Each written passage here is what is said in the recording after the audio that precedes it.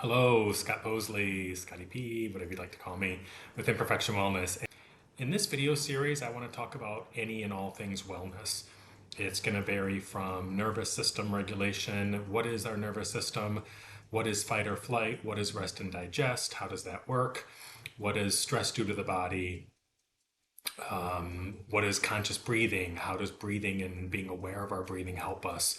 Why meditate? What's meditation? I don't have time for it. And it all centers around several core concepts. And the biggest one is Possley's paradigm. I introduced that in the video, What is Imperfection Wellness and Possley's Paradigm? So that's the first video in this series. Check it out. And in that, I talk a lot about ego, that part of us, that sense of self, that part of us that judges, rates, and compares. It tells us we're better than or we're less than. And when we're tied into that, we're time traveling to the future or the past. We're not in present moment. And when we're identified as one with it, we're not living as true self. When we learn to go beyond or become aware of ego, things change. And then we tie into Possley's paradigm. I encouraged you, and I'll encourage you again, go to imperfectionwellness.com. Again, imperfectionwellness.com, and download Possley's paradigm. It's free. And in this series, we're going to be talking about a lot of different things. And one thing I'd love to talk about is the nervous system. Before we go there, I really encourage people to leave comments, to email me with questions, or, how can I apply the paradigm in this situation? I've done this with a lot of my friends. It all starts with awareness, and even though you can start anywhere in the paradigm, awareness is so key because I become aware I'm not a victim. I become aware that ego is out playing. I become aware I'm in story. And when I'm in story, I'm time traveling. I'm time traveling to the future. I'm time traveling back to the past. Regrets of the past, worries of tomorrow. And I saw a video recently. It said your brain creates these scenarios and then becomes fearful about the scenarios that were created. And when you really think of it that simply, that is the loop of anxiety and overwhelm. But I still don't think it just answers the question of how do I get over this? And so please reach out. I would love to do a video and answer, how can the paradigm apply to your situation? It's not always an easy answer. It's not always a good answer. But knowing that, talking a little bit today about nervous system, I just want to share that I am a board certified physician assistant. I have practiced medicine at some of the best hospitals in New York City. I have a background working in oncology, working with cancer patients. I also worked in the pulmonary critical care intensive care unit.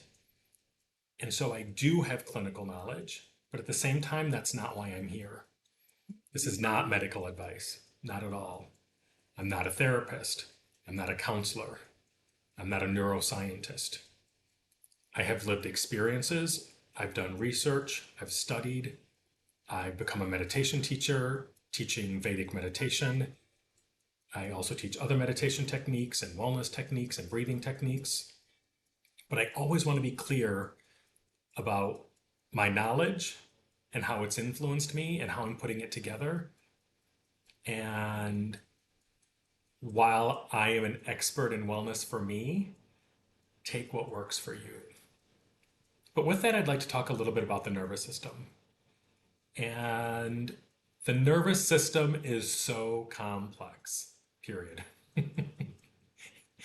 And I am going to water it down and dilute it so much. It's so oversimplified. But oversimplified always worked for me because once it's oversimplified, I can get the basics and then build on that. And so there are three parts to the human nervous system, and I'm only going to talk about two. And those two parts I'm going to water down even more. And the two parts that I'm going to talk about are the sympathetic nervous system and the parasympathetic nervous system. And most of you have heard of the sympathetic nervous system. It is the fight or flight response. And they've added to it fight, flight, freeze, fawn. And when we freeze, we literally can't move. And when we fawn, we try to appease and please whatever the offending agent is. And so that nervous system, that sympathetic nervous system, we've heard of. What we probably haven't heard of, or maybe haven't heard of, is the parasympathetic nervous system. Very simple terms, it's called the rest and digest nervous system. And these are true oversimplifications, but from a wellness perspective, they helped me, and I understand them in a way that I didn't when I was clinical. And so that's what I'm sharing with you today. Going back to the sympathetic nervous system, if we look at ourselves from an evolutionary standpoint, from thousands upon thousands of years ago, we needed to survive. And survival of the fittest. The genes that don't get eaten, don't get hurt, the genes that can run the fastest, those are the ones that had the, best chance of survival. And within that, our nervous system is so amazing to me. And when we perceive a threat, and I say perceive, because our nervous system changes based on perception. And in today's world, an angry email from a coworker or a boss can feel exactly the same way as that saber-toothed tiger ready to attack. And our body mounts the same response regardless. And if we don't know that and we're constantly in this state of fight, flight, freeze, fawn, it wears our body out. The fight, flight nervous system, sympathetic nervous system, there are many chemicals coursing through your body. And again, an oversimplification, adrenaline and cortisol are two of those chemicals. And these chemicals are also at play in the parasympathetic nervous system in a different way. There's upregulation, there's downregulation. I'm not going into any of that. So for those of you out there who want more formal training, I'm going to ask you to go out and search for it on your own. And for people who are like, oh, he's not talking about this clearly, that's fine. It might not, this probably isn't for you then. But for me, this made sense. Because when I'm in that heightened fight, flight state, and I know adrenaline is coursing through my body, cortisol is coursing through my body, there were times in my life that I could feel it. I felt an energy surge. I felt my blood pressure going up, my heart racing. I felt like there was an energy buzz. And sometimes it was so intense that I went into something called amygdala hijack. And I didn't know what amygdala hijack was for years. But it's basically when your brain goes into a shutdown reactive mode. And it's an evolutionary safety mechanism. Again, I'm not a neurologist, but part of your brain is called the prefrontal cortex. That's a part of your brain, and that is for rational thought. So that is, again, if I'm rational, if I'm thinking, if I'm contemplating, if I know what's going on, I can make good choices, I'm not reacting, I'm responding. That's your prefrontal cortex. Your amygdala isn't as contemplative, doesn't think the same way. Amygdala is activated along with that fight or flight. And if that fight or flight is too overwhelming, you go into something called an amygdala hijack, where you go into shutdown. And there were times where I would be at work or in situations where that amygdala hijack would take over and I didn't know what was going on. And I didn't know how to calm it. And for me, when my nervous system was that wound up, I would turn to a numbing dopamine agent. My numbing agent of choice was alcohol. I would do a 3 or 4 finger pour, little vodka on the rocks. And if that wasn't enough, I'd do another one. And I remember one day I came home from work and I didn't know what amygdala hijack was. And I was just, there was a buzz and energy coursing through my body. And I was so overwhelmed and lost, I didn't know what to do. So I started drinking. But then it became more normalized. And what I would soon realize is that I was in something called an amygdala hijack. I don't know if I was on a webinar, if I saw an article, but when I started reading, I realized, wow, this is me. It doesn't happen a lot, but when it does, nothing works. So knowing my nervous system is that activated, how do I shut off an amygdala hijack? How do I shut off a sympathetic nervous system response? Well, that's when we start talking about the parasympathetic nervous system. Again, simplified, rest and digest. It's when your body rests, it heals, it digests food. And that parasympathetic nervous system is when we heal, when we recover. It's what our body needs. It's when we go to sleep at night. But when we're in a constant heightened state, I couldn't sleep. I had insomnia. I was overwhelmed. And so I started leaning into understanding the nervous system a little better in my layman way. And when we get activated, there are things that are going on that can kind of warn us that something's coming because we sense or perceive it first, and then we start feeling it in the body. And when we start feeling it in the body, that's when we try to change our behavior to come back into this parasympathetic. But and that's why I say we do wellness when things are going well. We practice these techniques when things are okay, because when it's hitting the fan, that's when the overwhelm is too much. And so for me that day at work, by the time I was in amygdala hijack, I couldn't shake it. I remember going back to my office and I'm like, I'll show them, but I wasn't in a rational frame of mind.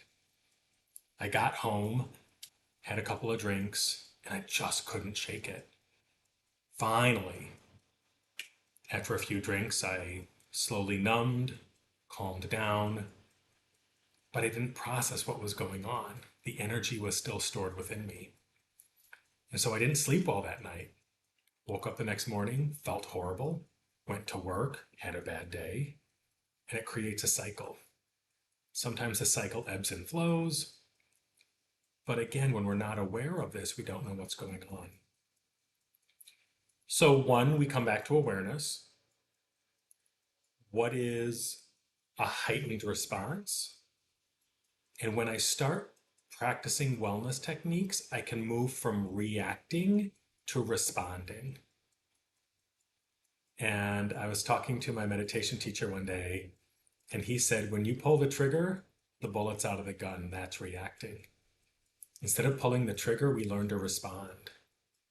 That's why we bring mindfulness, meditation, these practices into our lives. Because now that I know what I know, I'm able to understand, whoops, I'm in a heightened state. And once I'm aware of that heightened state, it's the best time to act, because once it goes to a hijack moment, it's sometimes too late. Never too late, but it's harder to manage. And so when I start feeling that, if you ever see me walking down the sidewalk shaking my hands, it's because I'm shaking energy off. I believe it's in the book, The Power of Now. No, it's in A New Earth. Sorry, it's in A New Earth by Eckhart Tolle. And he talks about two geese fighting. And after they're done fighting, they go separate ways and they shake their wings to flap off the energy. Humans don't do that. We store the energy. So one way that I become aware is I start shaking my hands. Shake my legs. Maybe I'll do some jumping up and down, shake off the energy, do some jumping jacks. The act of 25 jumping jacks is amazing because you're counting. So if you're counting to 25, you're not in a ruminating thought pattern, and you're doing an action that shakes off energy. Sometimes exercise works, but sometimes it's not the right shaking movement. And even though it does feel good, I actually need to shake it off. There's different dancing techniques in different cultures, but doesn't matter how you dance, playing a song and dancing helps shake the energy off. Because if we don't shake it off, it gets stored and pushed down and it's going to come out later. There's also a lot of research saying that it's also can lead to a lot of different diseases. It can lead to endothelial damage in our arteries in our heart and cause heart disease, cause high blood pressure, can cause other things in our body because we have cortisol and adrenaline. These chemicals that are meant to be short term, they're in our bodies constantly. And think about it. Whether it's yourself or your friends, how many times have you said, oh my gosh, I have so much to do, I can't get this done? We can't even call a person anymore because we have to schedule it because our lives are so busy. We're so connected, yet we're disconnected because so much of the information we receive is fear-based. Again, that's candy to the ego. So now we're creating cycles. We're not letting go of our energy. We're in a 24/7 news cycle. We're tethered to a device, which is way too much for our brain. And we're in this constant heightened state. That's why I meditate 20 minutes twice a day. And people say to me all the time, "You're crazy. I don't have time for that." But people have time to be frazzled. People have time to veg out. People have time to binge. People have time to scroll. I'm not critiquing. None of that's a critique. We have time to go out for drinks with friends. Not a critique. Be social. But when we start taking mini steps, maybe we start with a 5-minute meditation once a day. We start calming our nervous system. We start processing the energy. Maybe we do a breathing technique like left nostril breathing that activates the parasympathetic nervous system to calm us. If it's medically safe and if there's no risks to you, taking an ice cold shower or the ice cold plunge, I know there's a lot of hype around it, and I never want to overpromise because I hate it when I was overpromised stuff on my wellness journey and it wouldn't deliver. So I personally don't have an ice bath plunge, don't see myself getting one, but when I'm an amygdala hijack, the last amygdala hijack that I remember,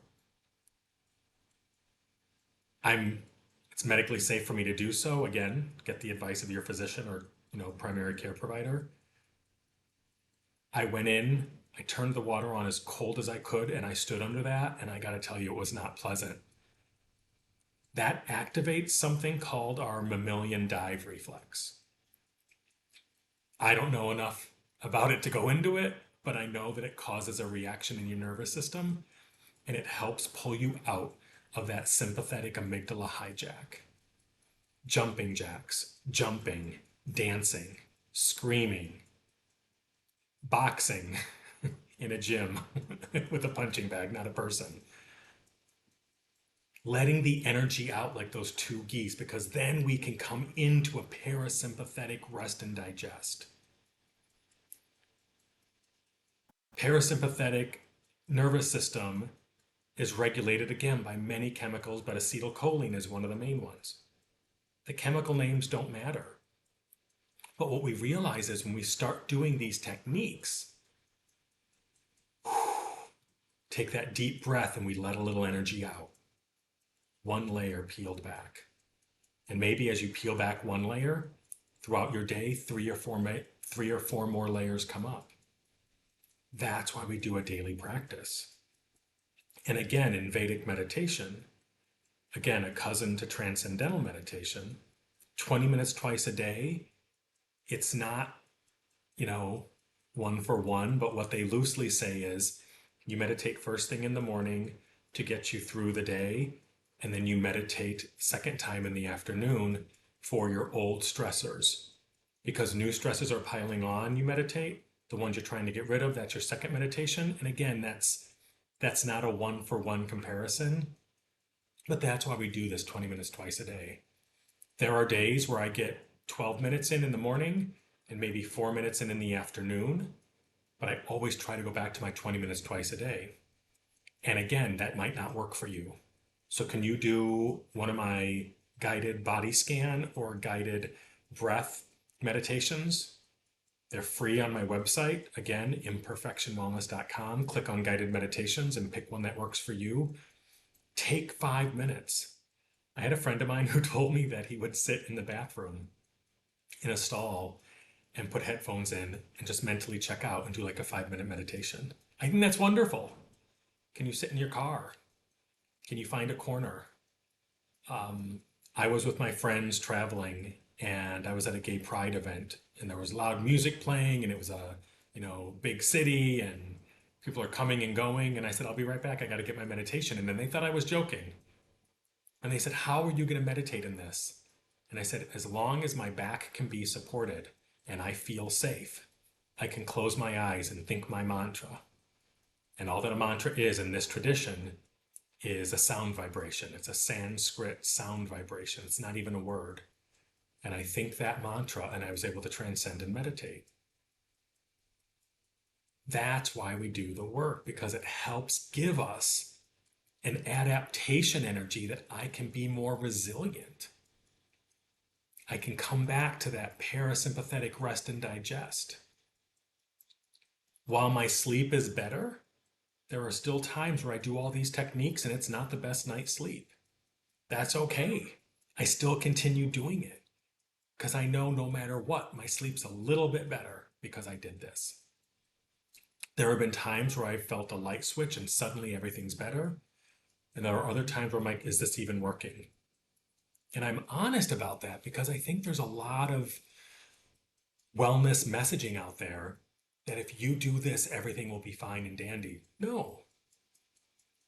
My friend Donna once said, God gave us all these emotions to feel for a reason. Absolutely. There's going to be happiness, there's going to be sadness, there's going to be lust and envy and jealousy and anger and grief and resentment. But if we can build the lighthouse within, if we can build our foundation and find contentment and fulfillment from within, then we know these feelings will come and go. One technique I love, speaking of, feelings, is the rule of fives. And I was taught this many years ago by a teacher. And she said she used it with her second grade students. That young, you can ask someone who's having a bad day or a bad moment, how do you feel right now? Horrible. Are you going to feel like this forever? Yes. But honestly, how are you going to feel about this in 5 hours? 5 days? 5 weeks? 5 months? 5 years? When you do the rule of fives, you realize, wow, how I feel is real. It's not the whole story. Because remember, I'm more than what my thoughts, feelings, and emotions say about me.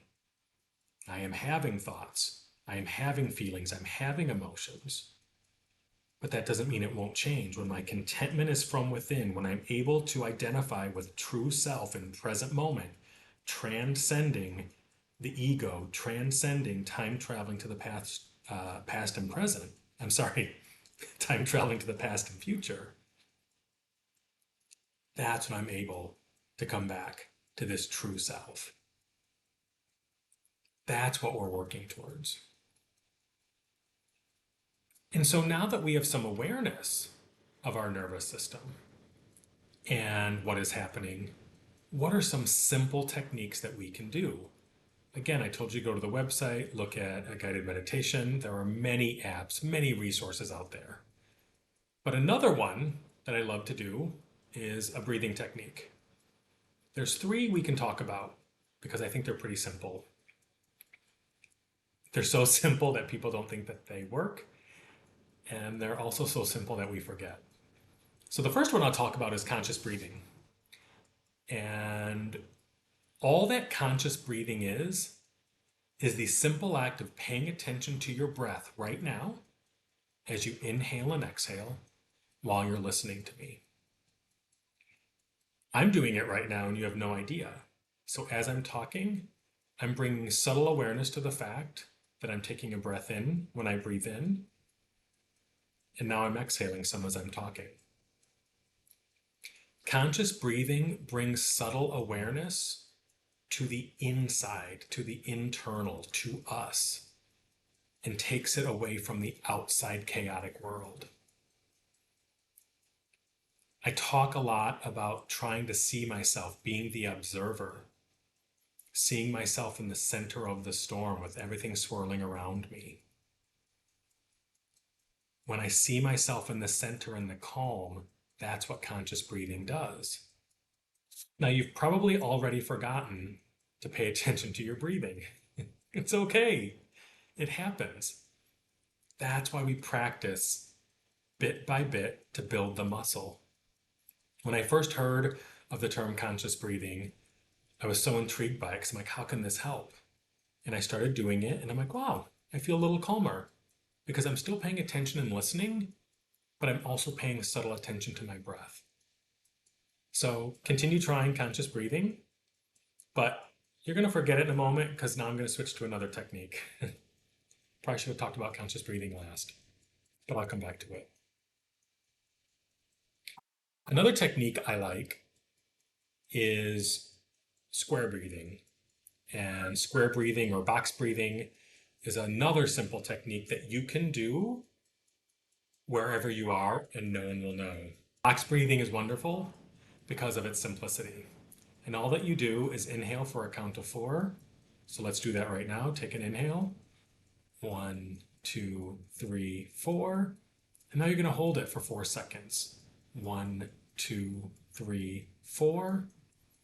And exhale for a count of 4. 1, 2, 3, 4. And then hold that exhale at the bottom for a count of 1, 2, 3, 4. Box breathing is wonderful because no one knows that you're doing it. And again, you're paying attention to something and you're counting. It brings your awareness back to self in present moment. You might still be feeling the environment around you. You might still feel overwhelmed, but for just a second, it's helping calm you. I do box breathing anywhere where I don't want people to know what I'm doing as far as am I doing a breathing technique. And the reason I say that is because the last one I want to talk about is something called left nostril breathing.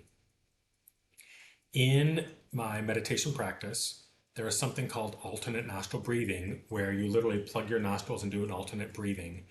And that is kind of like an yin yang, up down, equilibrium type breathing technique that's wonderful. And while I do that, I started looking into left nostril breathing to understand, can it in fact activate part of our parasympathetic nervous system? And I don't think there's a great body of research out there, but the research I did see did say that you can in fact help activate your parasympathetic nervous system through the simple technique of left nostril breathing. I have tested this out with several people. I would say 8 out of 10 people yawn when they do left nostril breathing. And just thinking of putting my thumb up to my nostril, I get the sensation of wanting to take a deep breath. And a lot of times for me, taking a deep breath is letting go of stress energy. It's that shaking off moment in breath form. Left nostril breathing is not as subtle. And I don't care because I still walk down the street, and I did it yesterday, and I did it a couple days ago, and I take my it's left nostril, not, it's left nostril breathing. I take my right thumb, I put it on my right nostril, and if your sinuses are clear, this will work. If you're stuffy, it's not going to work, so you're going to have to wait till you feel good. But all that you're going to do, inhale through your left nostril and exhale through your left nostril. Simple, right? But it's so simple that people won't do it. They're like, that's silly. And why the thumb? That's how I was taught. In alternate nostril breathing, you use your 2 middle fingers and your thumb as you're alternating back and forth. And when I learned about left nostril breathing, it is the right thumb on the right nostril.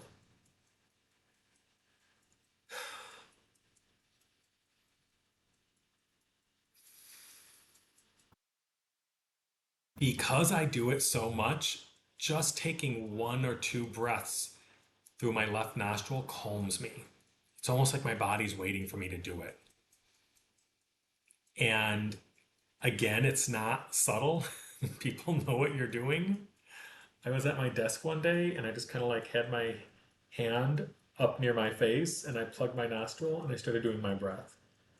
I've done that on a subway. I have walked down the street. And it's less caring about what people think and more about how can I calm my nervous system. Again, I told you sometimes I'll shake my hands, I'll do my jumping jacks, I'll dance, I'll jump up and down, sometimes I'll exercise. Whatever it is, we want to try to calm that nervous system. Even though I meditate 20 minutes twice a day, I still get nervous system activations. I still have that fight or flight response. We're wired that way. And again, there's no saber-toothed tiger. Now it's horns honking. Now it's news 24/7. Now it's gloom and doom and overwhelm. Now it's people fighting.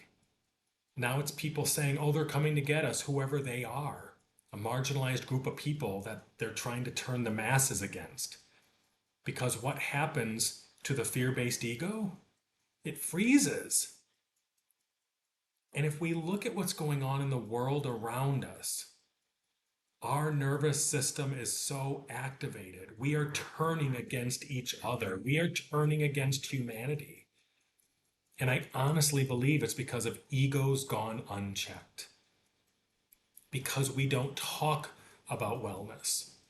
And going back to that rule of fives, how I feel in 5 days, 5 weeks, 5 years, what have you, what if we could start teaching our kids these techniques? Teaching them box breathing, teaching them left nostril breathing, teaching them conscious breathing, teaching them how are you going to feel 5 years from now, probably different, and help them realize, wow, instead of saying I am anxious, what if we started saying I feel anxious? Taking a little detour, I talked with a friend of mine who's like, I don't really understand what your paradigm is, or what do you mean I'm not what my thoughts say about me? And I said, well, let's look at you. I said, you have a false self-belief. And she's like, what are you talking about? And I said, you say to me all the time, I have social anxiety. She's like, I do. And I said, what if you changed that narrative? What if you said, I feel anxious in social scenarios or certain social situations, I feel anxious? And she paused for a second. She's like, oh. And I said, you feel anxiety coming on, but you don't have it. You don't have this affliction, this diagnosis. Because when we say we have that, we inadvertently wear it as a badge of honor, or we believe it as a disability. Like, I can't do that because I have this affliction. I have social anxiety, so I can't enjoy life. And for me, it was my thoughts that said that. And I believed that my feelings told the whole story. So when I say the thoughts, feelings, and emotions that we have, these false self-beliefs are only part of the story. There might be partial truth, but it's not the whole story. And if we learn to not identify with it, it can help us out so much. And so once I stopped drinking, because I used to say I have social anxiety, and now I say I feel anxious in certain social situations, I will do a little pep talk. I'll do some mindful breathing or a meditation. I'll do some left nostril breathing. And I'll say, I got this. I might be uncomfortable, but I'm going to lean into the discomfort. Again, one of the concepts in Possley's paradigm is lean in and let go. We lean in, take some slow, deep breaths, feel the discomfort, and let it pass. Because what happens is we're creating a new neural pathway. We're creating a new patterned behavior highway. We're creating a new way of thinking that I felt this discomfort and I pushed through and I went a little further than I've gone before. And I might not make it to the end, but dang it, I did it. That's what we're talking about here. And for me, I would always have a little pre-drink when I was going to something that felt a little overwhelming because it would just dial it down some. And now that I don't drink, I'm like, well, this feels a little uncomfortable, but am I going to be okay? I am. Is there a saber-toothed tiger? No, but it feels a little overwhelming. And another saying I love, all that is comfortable is not good, and all that is good is not comfortable. It's good that I'm going to this social event and it doesn't feel comfortable, but you know what? I'm going to push through. And once I started doing that, I realized I can be my authentic self. And just know your authentic self is amazing. And as amazing as it is, you're not for everybody. You're not going to resonate with everybody because everyone doesn't resonate with you and you don't resonate with everybody, and that's okay. As true self, it doesn't take away the fact, again, going back to the paradigm, the affirmations, I am beautiful, I am strong, I am worth it, I am enough. That is true, and there are people who don't like me, and that's okay. Yeah, it stings a little sometimes, but haven't you ever had someone that you don't overly care for? It's life. But if we start coming back to ourselves, creating that lighthouse from within, we can take our nervous system from that heightened state, letting someone else tell me who to hate, letting someone else tell me who's coming to hurt me, and getting rid of that fear messaging, coming into self through these techniques and other techniques, and realizing my lighthouse is within. I can weather the storm. And think about a lighthouse. Is every day sunny and gorgeous? No. You're going to have motions that don't always feel pleasant, but that's okay because with the lighthouse, you know the sunny day is coming. And there have been times since I've had my awakening, since I've quit drinking, wrote a book called More Than My Thoughts, talking about Possley's paradigm, creating Imperfection Wellness, doing these podcasts and newsletters. There have been days where I felt, am I going to feel better tomorrow? And I wake up the next day and I don't feel great. I don't like the feeling, but I always say this too shall pass. The good days will pass, the bad days will pass, the days where we're grieving will pass, the days of loss will pass. That's the human experience. And the ego and the nervous system and our psyche are trying to prevent that. And when we buy into the story, for me, I started shutting down. And I couldn't get out there unless I had my numbing agent. I'm grateful that I was a happy drinker, a happy drunk. I was pretty loud. I was pretty boisterous. Sometimes people told me I was too much, but other people told me I was wonderful and amazing in the life of the party and they loved it. And they don't have bad memories. The only bad memories I have of my drinking was many times I took it to the extreme and I'd wake up with regret. And that was hard. And I hated that I was using alcohol as a numbing agent because I didn't feel whole inside. What people saw and what I felt was so different. And that's hard. We slap on a smile. And I know sometimes when it's a coworker or a friend who's hurting, I'm like, how are you? They're like, good, how are you? And I'm like, no, how are you? Because a friend of mine from Europe once told me, he's like, I hate how Americans say, how are you, instead of saying hello. And I said, why? And he's like, because you don't mean how are you. He's like, you mean hello. And to a European, when you say, how are you, that means, how are you doing? I want to stop and talk to you and check in. And ever since hearing that, it resonated so much. So often we say, hi, how you doing?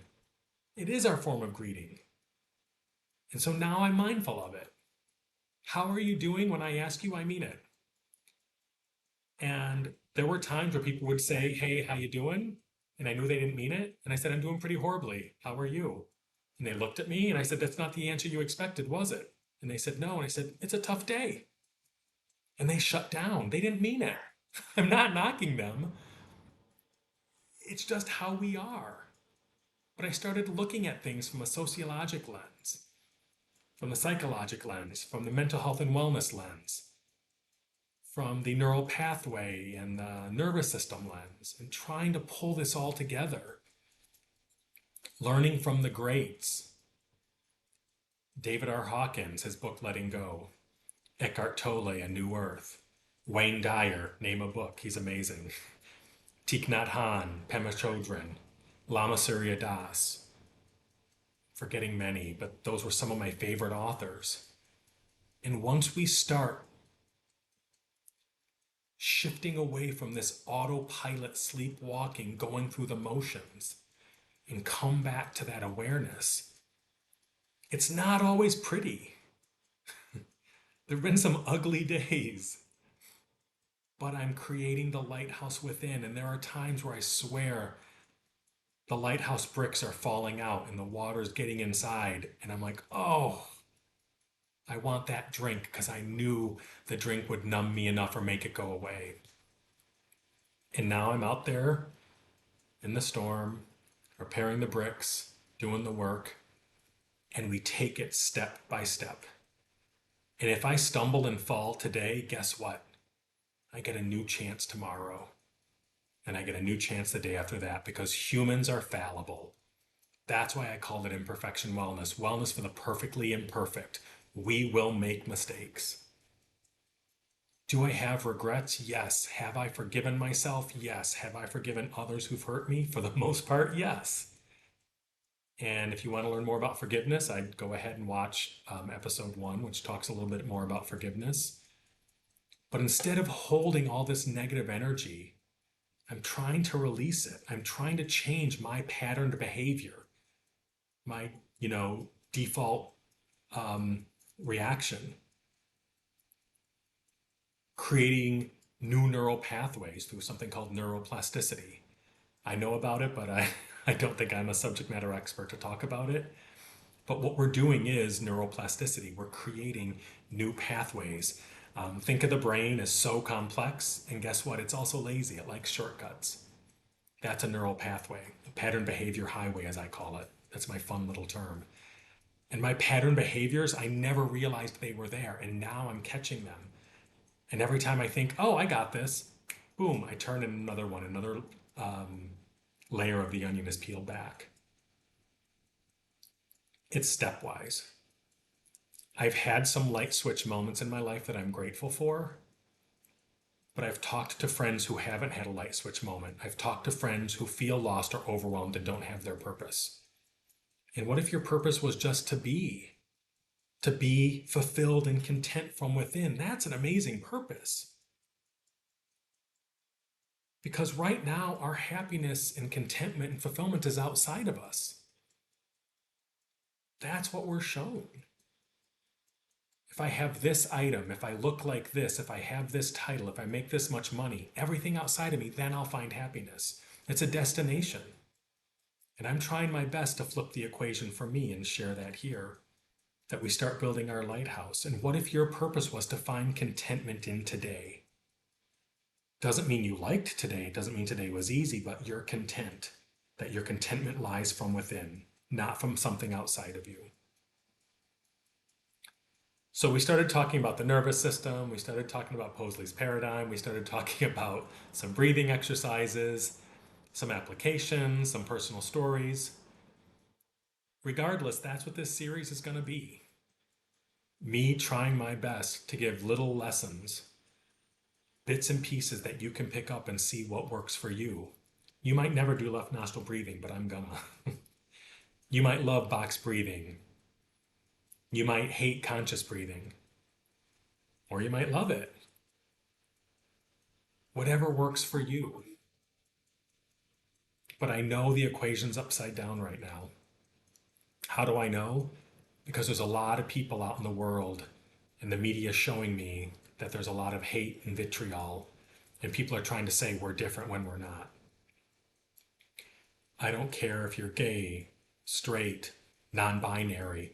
I don't care what gender you are, what your hair texture is, what your skin color is, whether you're tall, whether you're not as tall. All these descriptors that are meaningless. As a PA who worked in an ICU, if a patient rolled in and I needed blood, I knew where to go on their arm. And if I couldn't get it from that spot, I knew the next place to go. Why? Because we're all the same. Yeah, there might be an anomaly here or there, but we are all the same. And through the ego lens, we are taught to take physical characteristics and pick people apart and put them into the haves and the have-nots. That's how I know we got it wrong, because when I come back to true self, I know it doesn't matter these externals. I know there's a greater good, and it starts with respecting myself and respecting others. There is more that unites us than divides us. And within the umbrella of imperfection wellness, with the key player being Possley's paradigm, I urge you to visit my website, download some free resources, shoot me an email, leave me a comment, let me know what resonated, what didn't resonate, what needs more explanation. If you'd like me, give me a scenario of how to apply the paradigm. But bit by bit, this is what we're going to do here. So as always, thank you for watching and wishing you the best on your wellness journey.